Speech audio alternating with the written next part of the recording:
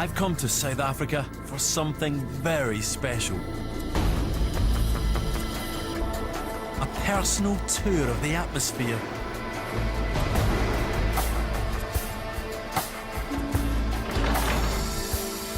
The air above us is made up of many layers, and this is my chance to see what they do.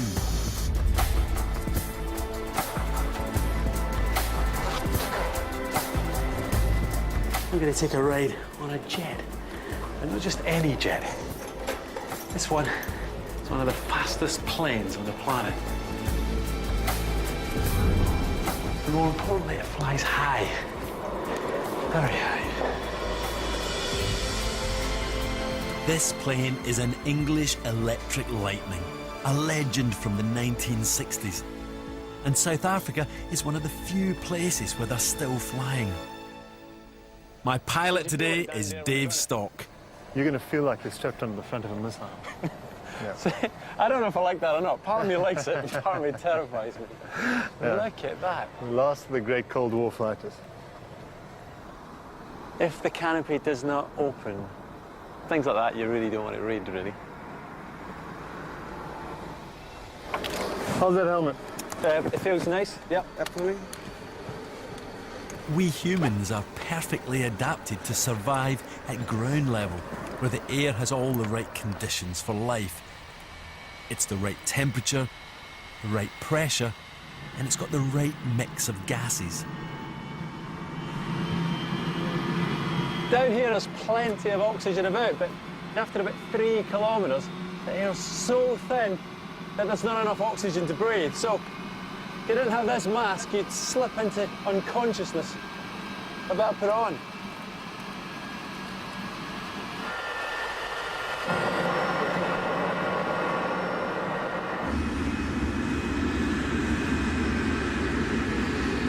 So if you want to continue the approach, flight information reporting ahead.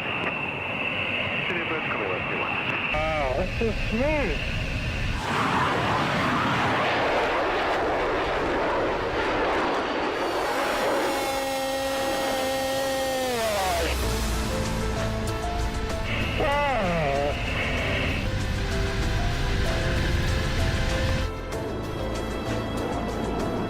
I've gone upside down. Level 150. That's unbelievable. Runway heading 150, light inflation. It's beautiful down there. The clouds are just stunning the way they wrap their way around the Table Mountains. The atmosphere that surrounds our planet is made up of 4 key layers, each very different. Although I'm above the clouds, I'm still at the very bottom, in a layer called the troposphere. It's a narrow band, usually little more than 10 kilometres thick. The troposphere is a rich soup of warm, moist, oxygen-rich air. It's unstable, chaotic and unpredictable, but life depends upon it. And in just a couple of minutes, I'll be leaving it behind.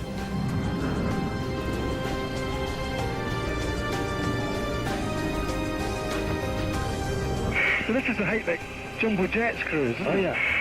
Wow.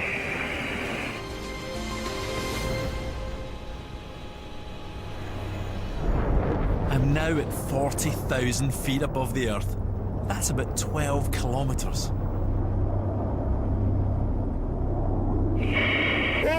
The pressure is less than 20% of what it is in the ground, and the temperature about minus 60 degrees centigrade. Just a bit higher and that low pressure that means that my body fluids would boil a day in seconds, so I'm pretty glad to be in here.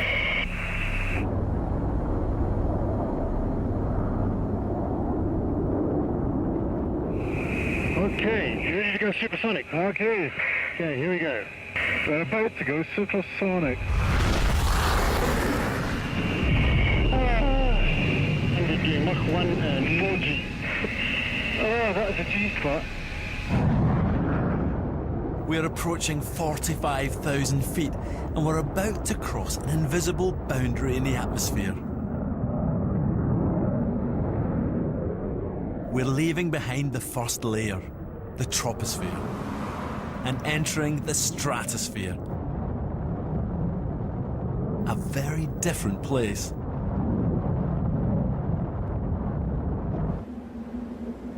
Here, the air is stable and exceptionally dry, so there's virtually no weather.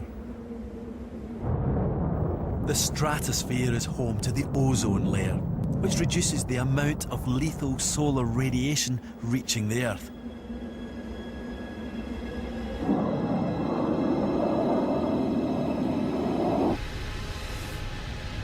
We've reached 50,000 feet, or 15 kilometres.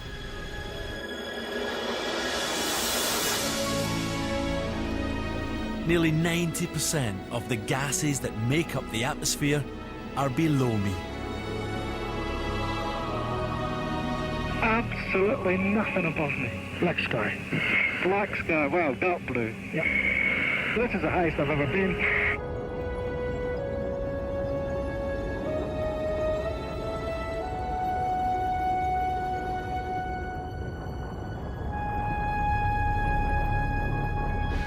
But the atmosphere stretches on high above me. It gradually fades away into space, which is another 85 kilometres above my head. This is as high as this plane can take me.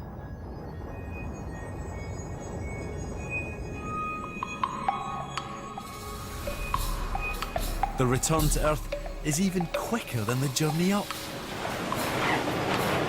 Although my return to reality takes a little longer.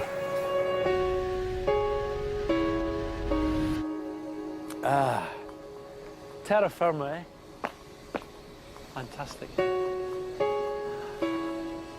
It looks different from here.